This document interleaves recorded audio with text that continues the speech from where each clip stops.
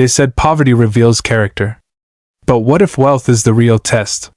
When Alistair Crownholm stripped away his billions and walked into his father's empire as a janitor, he expected to find corruption. He found something far more dangerous. A woman who made him feel seen for the first time in his life. Ama Serwin Yarko didn't know his name. Didn't know his wealth. Didn't know he owned everything she touched. She just knew he was worth her kindness. But every act of love built on a lie has an expiration date. And when the truth exploded in front of 1,000 employees, she walked away from him without looking back. This is the story of a man who had everything, a woman who owed him nothing, and the moment that destroyed them both. If you believe in second chances, stay until the end. If you don't, you might change your mind. The mop bucket tipped over at 11:47 p.m., and nobody apologized. Alistair Crownholm watched brown water spread across the marble floor of the executive wing, soaking into his cheap canvas shoes. The man in the tailored suit who'd kicked it, accidentally perhaps, though the smirk suggested otherwise, didn't break stride. He was already 10 feet away, laughing into his phone about quarterly projections. 3 weeks ago, Alistair had sat in boardrooms where men like that one waited for his approval before they breathed. Now he was on his knees with a rag, cleaning up their messes. The water was cold. His back already ached. And somewhere deep in his chest, beneath the exhaustion and humiliation, something was beginning to burn. This was his father's empire.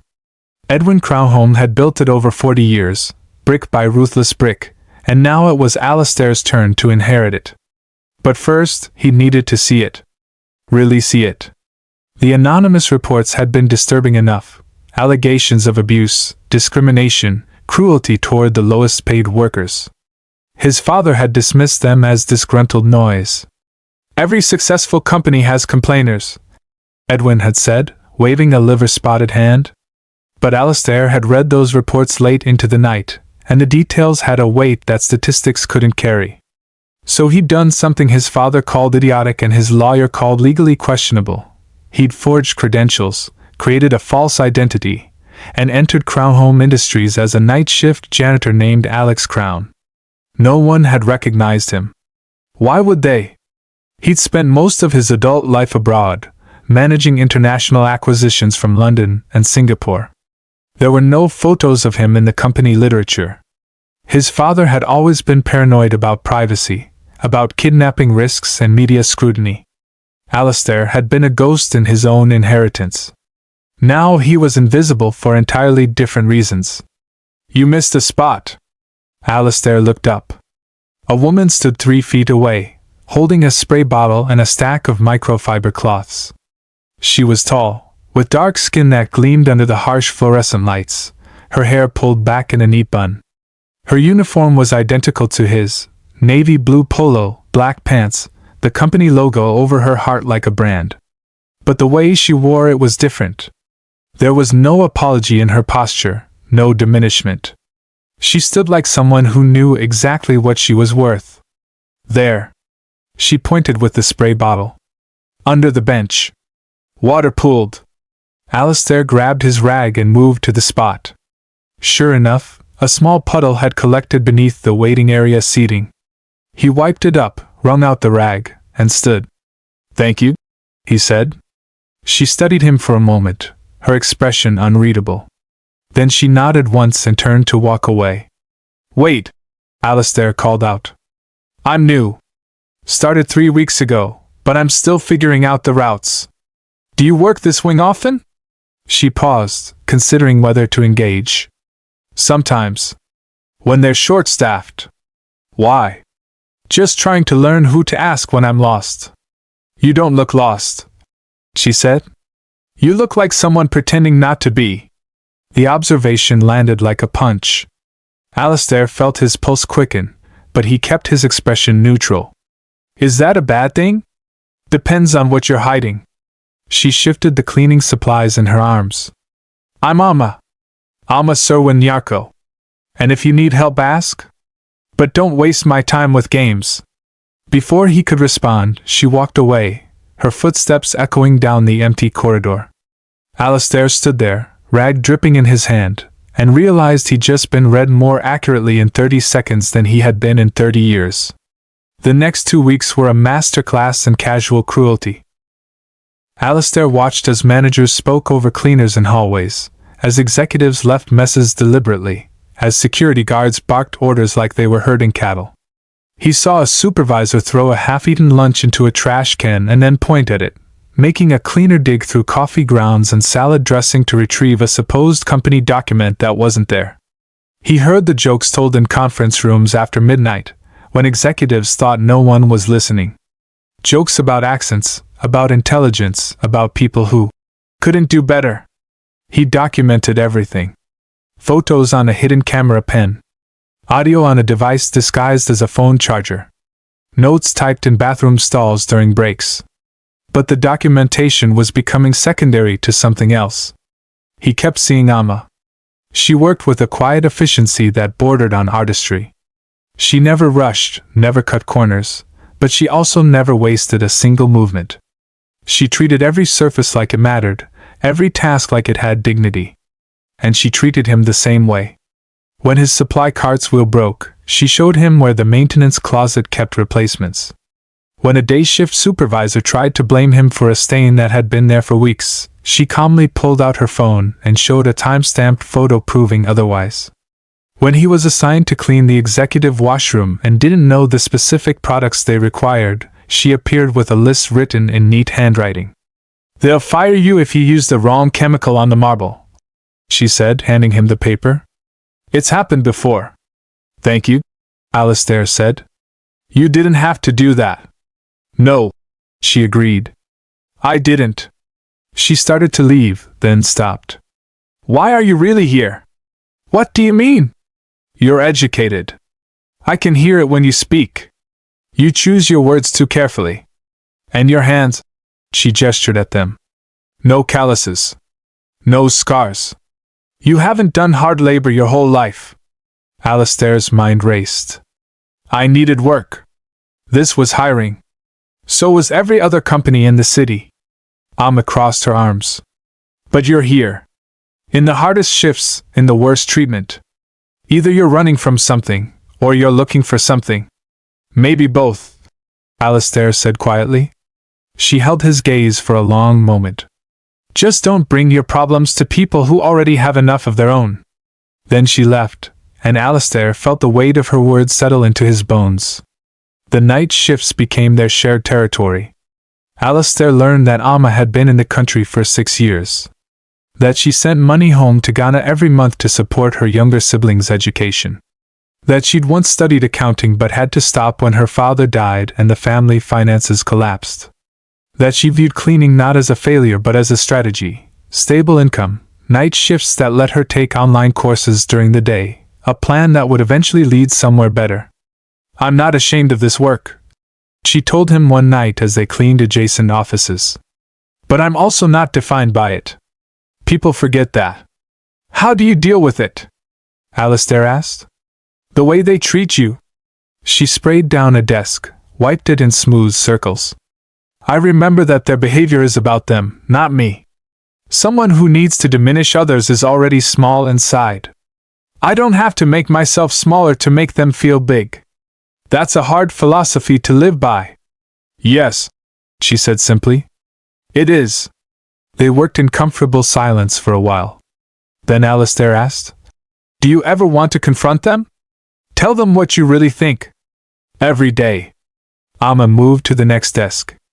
"But anger is expensive. It costs your peace, your focus, your future. I can't afford it." "That doesn't seem fair." She laughed, but there was no humor in it. "Fair? Alex, nothing about this is fair. They have money and power and connections. I have a work visa that can be revoked if I cause problems. So I choose my battles. And most days, the battle is just getting through the shift with my dignity intact." Alistair wanted to tell her that he could change things. That he would change things. But the words stuck in his throat, trapped behind the lie he was living. Instead, he said, "Your dignity is intact. I can promise you that." She looked at him, something soft flickering across her face. "Thank you, Alex. That means more than you know. The first time he wanted to blow his cover was in week 5. They were cleaning the top executive floor, the domain of vice presidents and department heads. Alistair was emptying trash cans when he heard raised voices from a corner office. I don't care what your excuse is. This department's numbers are unacceptable. Alistair recognized the voice. Marcus Hendricks, VP of Operations. A man who'd sent 3 emails to Edwin Crownholm in the past year praising his own leadership, while recommending cuts to redundant labor costs. Sir, we've been short-staffed since the layoffs. We're doing our best. Your best isn't good enough. Maybe we need to find someone whose best is. There was a pause. Then a quieter voice, trembling. Please. I have a family. I'll fix it. You have 2 weeks. Don't waste my time again. A moment later, a young man stumbled out of the office, his face pale. He walked past Alistair without seeing him, already pulling out his phone with shaking hands. Alistair's jaw clenched. He knew Hendricks's department. Knew the margins. The department was actually performing above projections. Hendricks was just positioning himself for a bonus by making everyone beneath him look incompetent. He wanted to walk into that office and fire Hendricks on the spot. Instead, he emptied the trash can and moved on. But his hands shook the entire time. Amma found him 20 minutes later, sitting on the floor in the supply closet, staring at nothing. Alex? He looked up. Sorry. Just needed a minute. She closed the door behind her and sat down across from him, her back against a shelf of industrial cleaner. What happened? I watched someone abuse their power.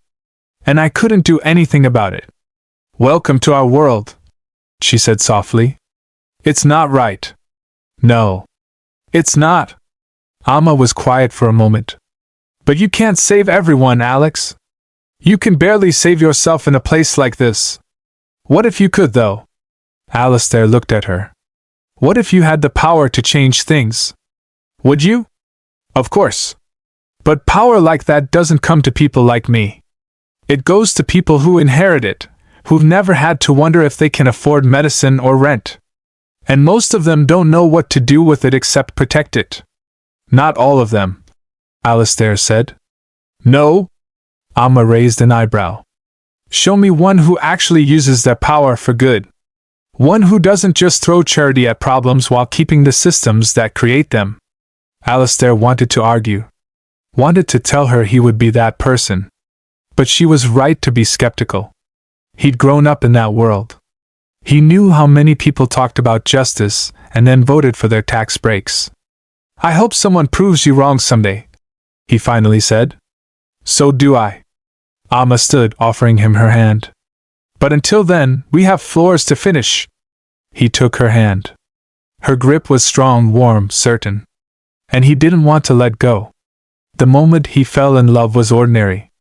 It was 2 a.m. on a Tuesday.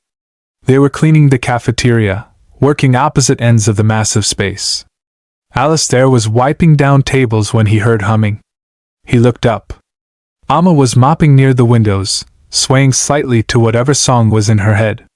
The city lights behind her created a halo effect, and for a moment she looked like something out of a painting, tired but unbroken, strong but not hardened. She caught him staring and stopped. What? Nothing. He cleared his throat. You seem happy.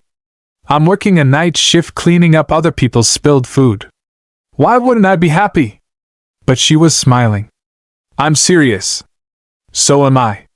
She resumed mopping. Happiness isn't something that happens to you, Alex. It's something you choose despite what happens to you. My grandmother taught me that. She sounds wise. She died last year. Amma's voice softened. But before she did, she told me, Amma, nobody can take your joy unless you hand it to them. So keep your hands closed. Alistair felt something crack open in his chest. I'm sorry for your loss. Thank you. She finished her section and came over to his. What about you? What makes you happy? The honest answer, watching you, would have been too much. So he said, Conversations like this. Moments where people are real with each other. You don't get many of those. Not where I come from. Amma studied him, and he felt like she could see straight through every layer he'd built. Where do you come from, Alex? Really? He should have deflected. Should have maintained the cover. But in that moment, exhausted and emotionally raw, he wanted to tell her everything. Somewhere lonely, he said instead. Somewhere where people know your name but not your heart. She nodded slowly. I understand that. Different reasons, same result.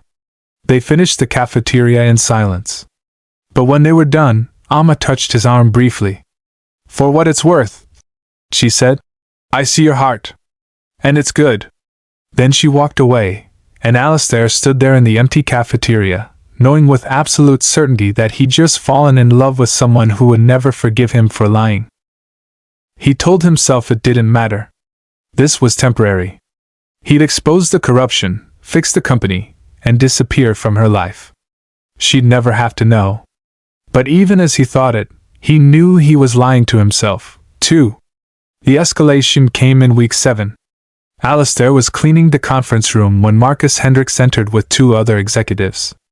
They didn't acknowledge him. He might as well have been furniture. The old man's finally retiring, Hendricks said, dropping into a chair. About time. Maybe the son will actually know how to run a modern company. You think the heir will be different? Another executive asked. Can't be worse. Edwin's been paranoid and hands-off for years. We need someone with vision. We need someone we can manage, the third executive said, laughing. Someone young and inexperienced who'll listen to advisors. Hendricks grinned. Exactly. We've built the real power structure here. As long as the heir signs off on our strategies, we're golden. Think he'll keep the current management. If he's smart. We know where all the bodies are buried. They laughed. The sound made Alistair's skin crawl. He finished cleaning and left, but his mind was racing. These weren't just abusive managers. They were preparing to hijack his inheritance, to turn him into a puppet while they stripped the company for parts. He needed to accelerate the timeline. The retirement announcement was coming in 3 weeks. Edwin had finally set the date. That meant 3 weeks to gather enough evidence, to identify every corrupt thread so he could pull them all at once. But it also meant 3 more weeks of lying to Amma. That night, as they cleaned side by side, she asked him a question that stopped his heart. Alex, if you could change your life completely, would you? What do you mean? I mean if you could wake up tomorrow as someone else. Different history, different circumstances, different choices. Would you do it? Alistair thought about it. About growing up under Edwin's shadow, about schools where your last name mattered more than your character, about never knowing if people liked you or your potential usefulness. Yes, he said. I would. Why? Because the person I am comes with too much weight. Too many expectations. Too many predetermined outcomes. I'd like to know who I'd be if I got to choose. Amma was quiet for a long time. Then she said, I think you already know. Because whoever you are underneath all that weight, that's who's here right now. That's who I see. And Alistair realized with devastating clarity that she'd fallen for a version of him that only existed in this lie. The real him, the billionaire heir, the inheritor of power, that person would terrify her. She'd said it herself, people with that kind of power don't change systems. They protect them. What about you? He asked, desperate to shift focus. Would you change your life? Parts of it. The circumstances, the struggles. She paused. But not the person I became because of them. That person is hard-earned. I wouldn't trade her for an easier life. Even if that easier life meant achieving your dreams? Dreams aren't worth much if they cost you yourself. Amma looked at him. Why? Are you offering to change my life? She was joking, but Alistair felt the weight of the question. Because he could. With one revelation, one conversation, he could transform her circumstances completely. But it would destroy everything between them. No, he said quietly. I don't think anyone should change your life but you. She smiled, and it felt like absolution and condemnation all at once. The breaking point came in week 8. Alistair arrived for his shift to find Amma standing outside the supervisor's office, her posture rigid with controlled fury. "What happened?" he asked. "They're blaming me for a missing laptop."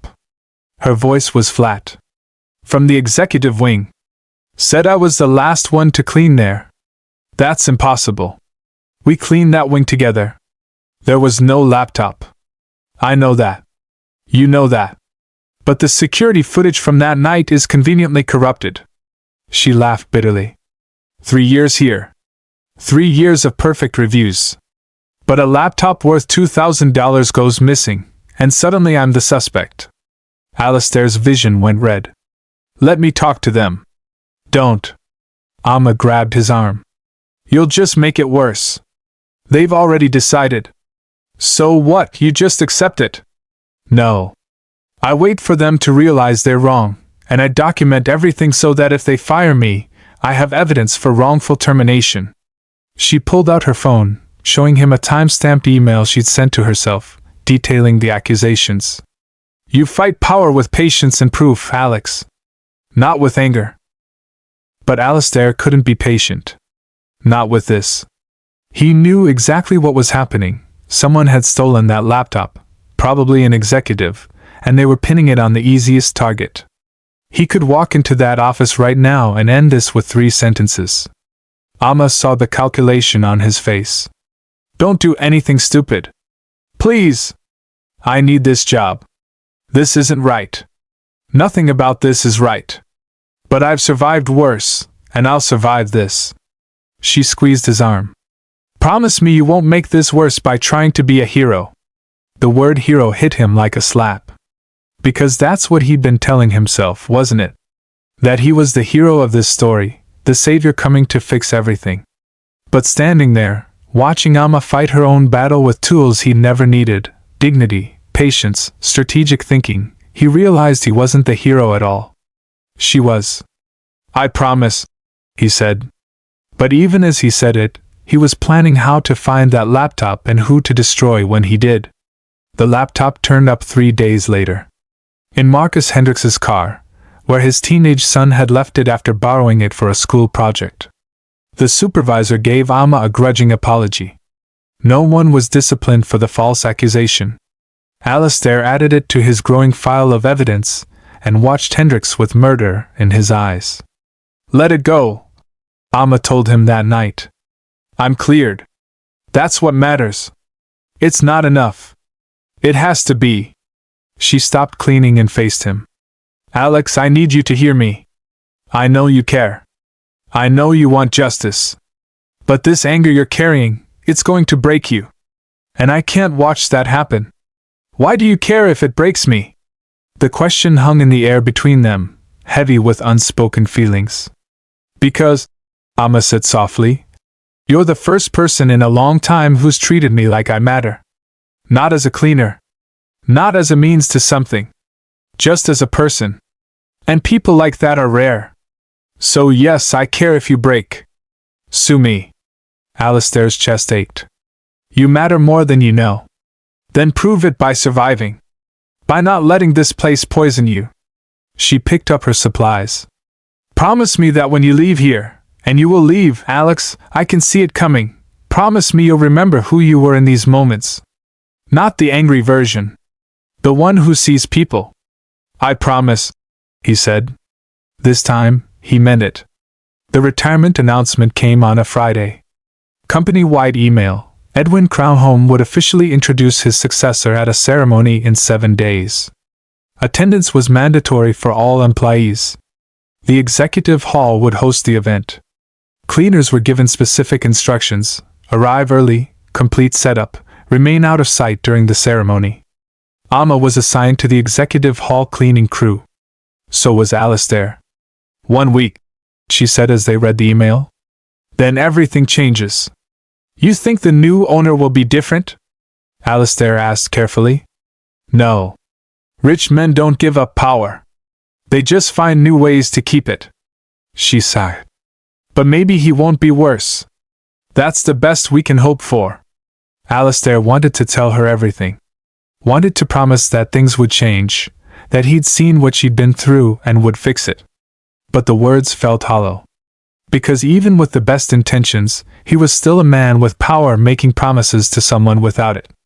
So instead he asked, "What will you do? After the ceremony?" "Same thing I always do. Clean, save, study, plan. Eventually I'll move on from here. Maybe start my own business someday. Something where I'm the one setting the standards." She smiled. "What about you?" "I don't know," Alistair said honestly. "I think my life is about to change in ways I can't predict." "That sounds ominous." "Maybe. Or maybe it's just inevitable." Amma studied him. "You know, you've always talked like someone saying goodbye. Like you're already halfway out the door. I'm not gone yet. But you will be." It wasn't a question. "Will you tell me when? Before you disappear?" Alistair thought about the ceremony. About standing on that stage while she was in the audience. About the moment when everything he'd hidden would be revealed. "You'll know when it happens," he said. "I promise you that." The night before the ceremony, they worked their last shift together. Neither of them acknowledged it, but they both knew. The comfortable silence had weight. The casual conversations felt like last words. At 3 a.m., they found themselves in the empty cafeteria again, same spot as the night Alistair had realized he loved her. "Can I ask you something?" Amma said. "Anything. Why did you really come here? And don't give me the line about needing work. I've known that was a lie since day one." Alistair sat down at one of the tables. After a moment, Amma joined him. "I came because I needed to see the truth," he said carefully. "About this place. About people. About myself." "And did you?" "More than I wanted to." He looked at her. "I saw cruelty from people who should know better. I saw systems designed to crush people like you. But I also saw something I didn't expect." "What?" "Dignity that power can't touch. Strength that doesn't need to be loud. Goodness that exists because people choose it, not because they're rewarded for it." He swallowed hard. "You showed me that. You showed me what integrity looks like when it costs you something." Amma's eyes glistened. "Alex, whoever you really are, whatever brought you here, I hope you take that with you. I hope you remember that power is only worth having if you use it to lift people up, not keep them down." "I will," he said. "Because of you. Don't put that on me. That has to be your choice. It is my choice. You just showed me how to make it." They sat in silence for a long time. Then Amma said, "I'm going to miss you. I'm not gone yet." "Yes, you are. You've been leaving since the day you arrived." She stood. "But that's okay. Some people are only meant to be in your life for a season. Maybe you were my season of learning to trust again." "And what were you for me?" Alistair asked. She smiled sadly. "I think you already know." Then she walked away, and Alistair sat alone in the cafeteria, memorizing the way the city lights looked through the windows, the smell of industrial cleaner and coffee, the sound of his own breaking heart. The ceremony began at 10 a.m. Alistair arrived at 6 a.m. in his janitor uniform, along with the rest of the cleaning crew. They set up chairs, polished surfaces, ensured everything gleamed for the executives who would soon fill the space. Amma worked efficiently, her expression neutral. She didn't look at him. At 9:30 a.m., the cleaning crew was dismissed to the basement break room. They were told to remain there until the ceremony ended. At 9:45 a.m., Alistair slipped away. He went to the executive washroom, where his father's assistant had left him a suit. He changed quickly, his hands trembling. This was it. No more hiding. No more lies. No more Amma looking at him like he was worth her time. At 9:59 a.m., he stood behind the stage curtain, listening to the murmur of hundreds of employees filling the hall. His father's voice crackled over the speakers. "Thank you all for coming. Today marks a new chapter for Crownholm Industries." Alistair wasn't listening. He was thinking about Amma, sitting somewhere in that audience, or still in the break room, having no idea her world was about to fracture. He wanted to run. Wanted to stay Alex Crown forever. But Alex Crown wasn't real. And the people in this building deserved better than comfortable lies. "It is my honor," Edwin said, "to introduce my son and your new owner, Alistair Crownholm." Alistair walked onto the stage. The gasp was collective, rolling through the audience like a wave. Executives half stood from their seats. Managers went pale. Security guards straightened unconsciously. And somewhere in the back of the room, a door opened. Amma Serwin Yarko stepped into the hall, drawn by the commotion. Their eyes met across 1,000 heads. Alistair watched her face change. Confusion. Recognition. Understanding. Betrayal. Pain. She didn't cry. Didn't shout. Her face simply closed, like a door slamming shut. Then she turned and walked out. Alistair felt something inside him die. But he was standing on a stage in front of his entire company, and he had a job to do. So he did it. "Good morning," he said, his voice carrying through the speakers. "Some of you are wondering if you're about to be fired. The answer is yes. But probably not the ones you think." Nervous laughter rippled through the room. "For the past 2 months, I've been working here. As a janitor. Under a false identity. And I've seen things that would make you ashamed if you knew someone was watching.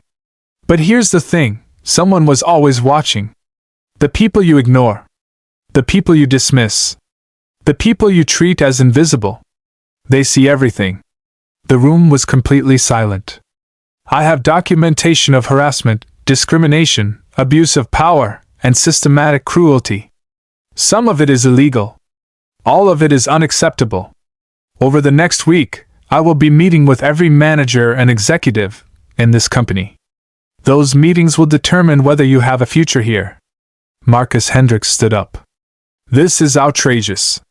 You can't just—" "Sit down, Mr. Hendricks. You're fired. Security will escort you out after this meeting." Hendricks turned red. "You don't have grounds. I have recorded evidence of you creating a hostile work environment, falsifying performance reports, and discussing how to manipulate me into being your puppet. Would you like me to play it for everyone?" Hendricks sat down. Alistair continued. "For those of you who treated your coworkers with respect, who saw the janitors and security guards and cafeteria workers as human beings, thank you. Your jobs are safe. For those who didn't, start praying I don't find your name in my notes."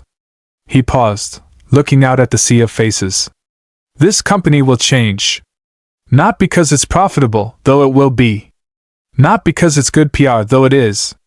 But because cruelty in the service of profit is still cruelty. And I won't inherit an empire built on the backs of people too afraid to fight back." The room erupted in murmurs. Some people were crying. Others looked terrified. A few, a surprising number, looked relieved. But Alistair didn't care about any of them. He cared about the one person who wasn't there. He walked off the stage while his father was still giving closing remarks, ignoring the chaos behind him. He had to find her. Amma wasn't in the break room. Wasn't in the parking lot. Wasn't answering her phone.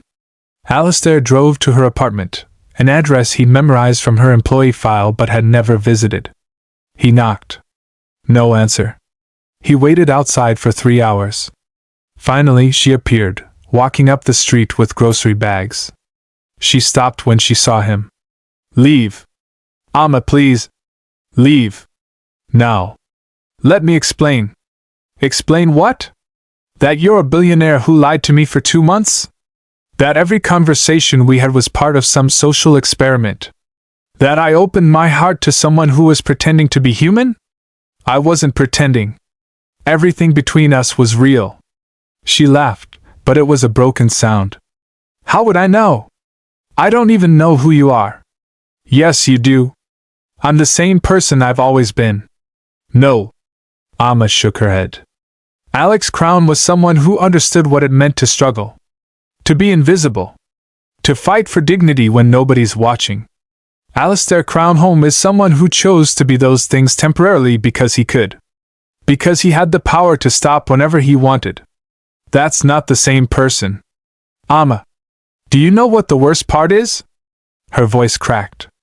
I loved you. I loved Alex. I loved the man who listened to my stories and treated me like an equal. But that man doesn't exist. He was a costume you wore. He wasn't a costume. He was me without the weight. He was who I wanted to be. Then be him. Use your power to be him. Amma's eyes blazed. But don't ask me to be part of it.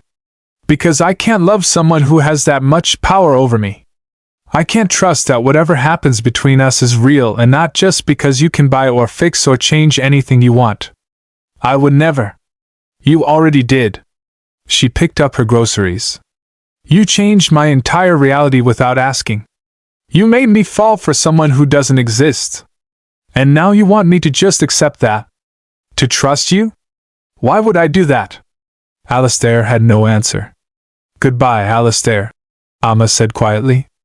I hope you change your company. I hope you help people. But I can't be part of your journey. I need to protect myself. She walked past him into her building, and the door closed with a finality that echoed in his bones. The next 3 months were a blur. Alistair fired 14 executives, restructured 3 departments, implemented new policies, fair wages, mandatory respect training, anonymous reporting systems, promotion pathways for all employees. The media loved it. Billionaire heir goes undercover, transforms company culture. He did interviews. He became a symbol. And he hated every second of it. Because none of it mattered without her. He tried to call. She blocked his number. He sent letters. They came back unopened. He showed up at her apartment twice more. She threatened to call the police. He got the message. But he also got information. Through HR, he learned she'd resigned the day after the ceremony. No severance requested. No exit interview. Just a one-line email. I resign effective immediately. He couldn't find her. She'd moved. Changed her number. Vanished. And Alistair understood. Because disappearing from people who had power over you was sometimes the only power you had. So he stopped looking. And he focused on the promise he made her, to remember who he was in those moments. To use his power the way she would have. The company transformed. Slowly, painfully, but genuinely. People started reporting problems without fear. Promotions came from merit, not connections. The culture shifted from cutthroat to collaborative. And every single change, Alistair thought, would Amma approve of this? Would this honor what she taught me? It became his North Star. 6 months after the ceremony, his assistant knocked on his office door. Sir, there's someone here to see you. No appointment. But she says you'll want to see her. Alistair's heart stopped. Who? She wouldn't give a name. Just said to tell you. The assistant checked her notes. The person who taught you about dignity. Alistair was out of his chair before she finished speaking. Amma was in the lobby, wearing professional attire, a blazer, slacks, her hair in a sleek bun. She looked different. Stronger somehow. More certain. Hi, she said. Hi. Alistair couldn't breathe. Can we talk? Somewhere private? He led her to his office, his hands shaking. They sat across from each other, the massive desk a chasm between them. I've been following the news, Amma said. The changes you made. The policies. The promotions. I promised I would remember. I know. She folded her hands. That's why I'm here. I need to tell you something. Anything. I was wrong. Alistair blinked. What? That night. Outside my apartment. I said you changed my reality without asking. And you did. But I've had time to think, and I realized something. She met his eyes. You didn't just change my reality. You changed hundreds of people's realities. You gave them voice, dignity, safety. Things I said they deserved but never believed they'd actually get. And you did it because someone taught you to see them. You taught me to see them. Maybe. But you chose to keep seeing. Even when it hurt. Even when it cost you. Amma's voice softened. I've been working for the past 6 months. Started a small cleaning company. Fair wages, transparent policies, worker ownership model. Everything I wished I'd had. And every time I made a decision I thought, what would he do? The man I loved? Not the billionaire. The janitor. Amma. Let me finish. She took a breath. I came here to tell you that I forgive you for lying. And to ask if you can forgive me for running. There's nothing to forgive. Yes, there is. I let my fear of power make me incapable of trusting that you could use it well. I punish you for being born into privilege instead of judging you by what you did with it. She smiled sadly. Turns out I had my own biases to work through. Alistair felt tears prick his eyes. I miss you. Every single day. I miss you too. Amma stood. But I'm not here to restart what we had. That relationship was built on false premises. If there's going to be anything between us, it has to be built on truth. I want that. More than anything. Then we start over. Not as janitor and cleaner. As Alistair and Amma. 2 people who saw each other at our worst and decided we liked what we saw. I don't just like what I saw, Alistair said. I love it. I know. Amma moved toward the door. But love isn't enough. We also need respect. Equality. Honesty. So if you want to try again, you have to accept that I won't be your employee, your charity case, or your redemption story. I'm building my own life. You're building yours. And maybe if we're lucky, those lives can intersect. What do I do? Alistair asked desperately. You keep being the person you were in those night shifts. The one who listened. The one who cared. The one who understood that power is only meaningful when you give it away. She opened the door. And maybe, when I'm ready, we can have coffee. As equals. When will you be ready?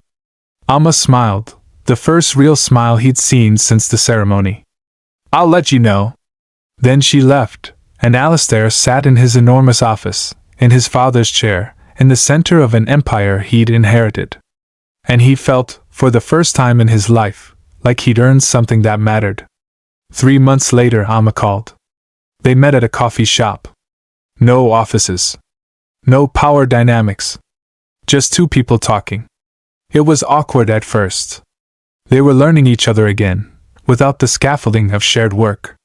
But slowly, over weeks and then months, they built something new. Alistair helped Amma's company grow, not with money, but with connections, advice, strategic support. She helped him stay grounded, challenging his decisions, reminding him who he'd promised to be. Their relationship grew like a tree, slowly and with deep roots. And a year after that coffee shop meeting, when Alistair asked Amma to marry him, she said yes. Not because he was powerful, but because he'd learned what to do with power. Not because he could change her life, but because he'd let her change his. They married quietly, with no press release. The empire continued to transform. Amma's company thrived.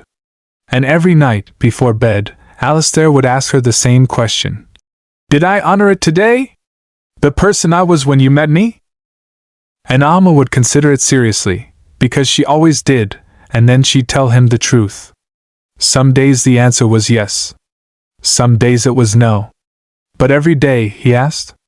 And every day he tried. Because dignity isn't something you inherit. It's something you choose, over and over again, especially when no one is watching. And love isn't found in perfection. It's found in 2 people who see each other clearly, flaws, power, limitations, and all, and choose each other anyway. Not because it's easy, but because it's true. If this story moved you, hit that subscribe button. Share it with someone who needs to remember that true character isn't revealed in comfort but in how we treat people when we don't have to. Drop a comment below about a time someone saw you when you felt invisible. And remember, the most powerful person in the room is always the one who knows when to give their power away. Until next time, keep choosing dignity.